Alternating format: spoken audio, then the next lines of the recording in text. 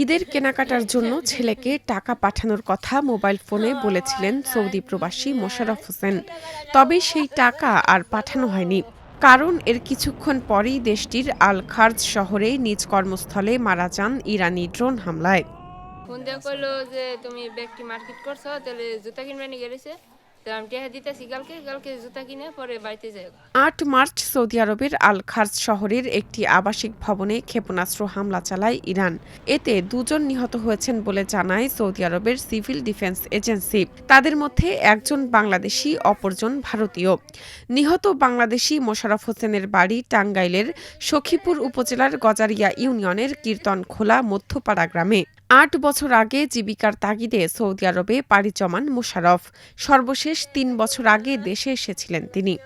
আমার পিতা ভাবে কিছু করে খিলাইতে পারবো না তাদেরকে। আমার ভাইয়ে পুরান দেয়া ভাই বোনারে দেওয়ার মতো জানি কোনো কিছু করে দেয়, তারা জানি চলে খাওয়ারি লেখাপড়া করারে জানি। মোশাররফের মৃত্যুর খবরে বাড়িতে চলছে শোকের মাতম। তার ২ ছেলের একজন ৯ম শ্রেণীতে পড়ে, অপরজন ১ম শ্রেণীতে। বাবাকে হারিয়ে দিশেহারা ২ ভাই। এদিকে স্বামীর মৃত্যুতে কান্না থামছে না স্ত্রী কবরীর।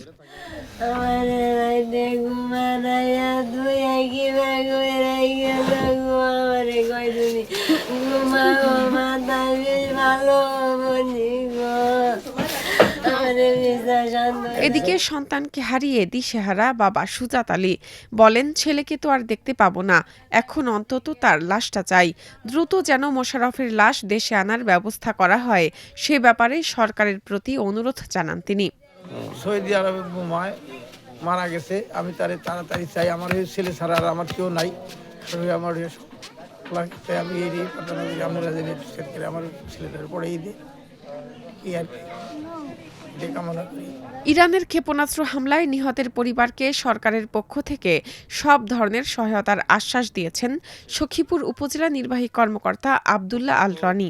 কিভাবে গাছটি যত দ্রুত দেশে এনে সৎকার করা যায়, আমরা সেই বিষয়টি নিশ্চিত করছি এবং এই পরিবারের আর্থসামাজিক অবস্থা আমরা দেখে গিয়েছি। ইনশাআল্লাহ সরকারের পক্ষ থেকে, আমাদের প্রশাসনের পক্ষ থেকে সকল ধরনের সহযোগিতা আমরা প্রদান করব ইনশাআল্লাহ।